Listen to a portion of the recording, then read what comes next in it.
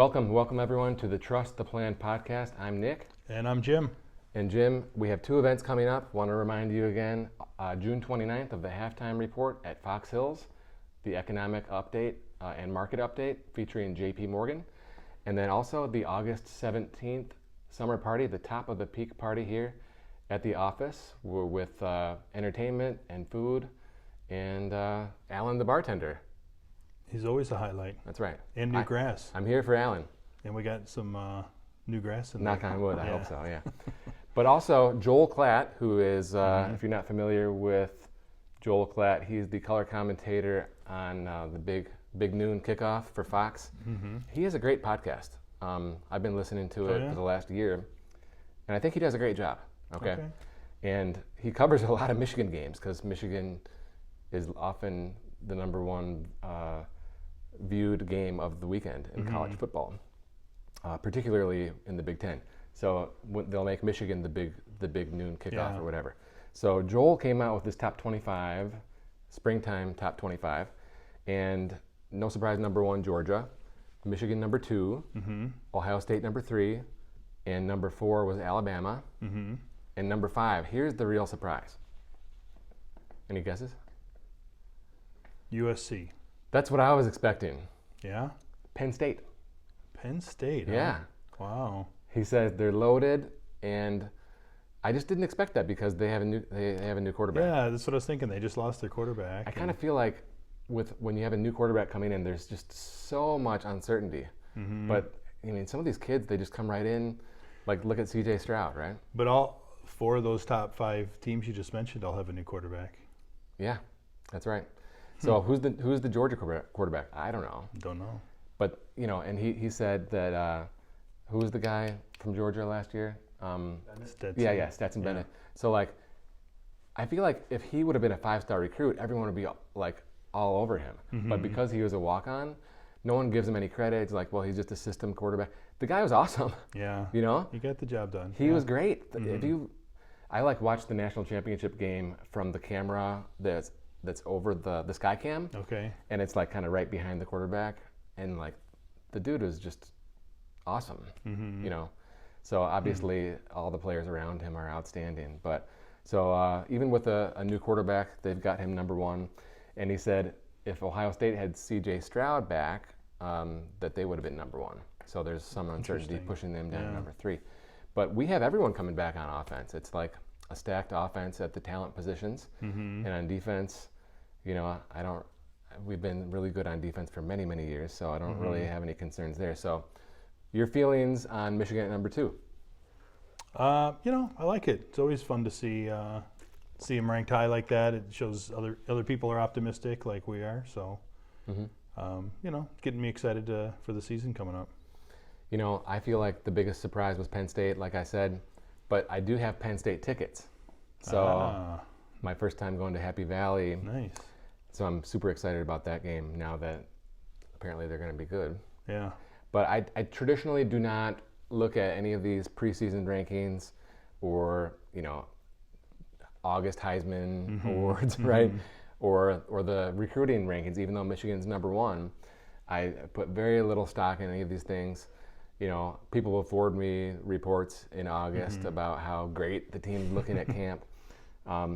But then you have a 2020 where everything looks so great, and then they can't do anything. By the way, 2020, Joe Milton, right, our quarterback from the year that was benched, he's like, I saw on Twitter, like one of the top 5 quarterbacks supposedly for the draft. Yeah. And I'm like, I'm not drafting this kid, okay? It shows you what, they just look at this raw athletic ability and everybody thinks they can turn it into the next great, MVP. Yeah, but his arm is incredible and he's fast, like he's huge, but like he runs out of bounds on the last play of the game when you're down 6. Right. Like you have to at least throw it. I don't think he's ever been known for his accuracy either. Yeah, exactly. So anyway, check out the Joel Klatt podcast, highly recommended, and let us know if you agree. But what are we talking about today? Summertime's coming up, right? Summer's coming, yeah. Yeah. So we did one a few years ago. I think it was, what year was that? Do you remember? 2019? 2019, yeah. Okay, in 19. So Jim, you were here, but I went solo on that edition, and we called it. It was episode 60, the true cost per boat ride. So imagine that you buy a cottage, on the lake, get the boat, you have all these costs. Yeah. And here's some of the. I'll cut right to the chase. Okay, we calculated that it was like $1,000 per boat ride. Per boat ride. Okay. Because you have all this overhead, Yeah. right? And we said you're going to go up north and you're going to do a 3-day weekend, and you get 3 boat rides per week, and there's a short summer, and you have the cost of the house, cost of the boat, the jet ski, the dock, the hoist. You got to furnish the house. You got to have it. You got to build a deck or refinish the deck, and there's just the cost of the house, right? So like I had the house for $500,000. Forget it. Okay, it's not even close. I mean, we're talking like $800,000 now. Okay, lakefront's only gone up. And I had for a boat $30,000. No, like a new boat. I mean, it's embarrassing. Yeah. How much a new boat is. I went to the boat show, and these Benningtons are starting at like $150,000. Yeah. I remember looking even a year or two ago, right? COVID kind of wrecked a lot of things, but I mean, man, it pushed the price of boats and recreational vehicles like way up, and they're just not coming back down. But there's a recreational vehicle, RV. Yeah. We love General RV. Actually, that's where I got my travel trailer a few years back. Okay, dock and hoist for $10,000, furniture for $10,000, the decks at $10,000. I mean, I don't even think you can buy the wood for $10,000 now. And of course, property taxes and insurance. Taxes are out of control. And finally, mortgage. We had this mortgage at 4%. What is it now? Yeah, 6.5%, back to right? almost 7 again. Yeah. 7%. So you get 14 weekends per summer, 3 boat rides per weekend. That's 42 boat rides. So we were at $1,100 per boat ride. Okay, so I don't even want to know the answer to these numbers. Okay, because I'm faced with all these expenses. Okay, but I'm just gonna say $2,000 per boat ride. $2,000 is the new price. It's hard to argue based on those numbers, and I didn't hear you include boat storage and boat maintenance and there's another $2,000 too. Yeah. It adds up quick. It sure does. So, we're not trying to, derail your fun here, okay? Because you just have to make sure that it's within your plan, okay? A plan that you can trust. Yeah. Yeah. And going back to a podcast we did probably a week or so ago, talked about abundance mindset, right?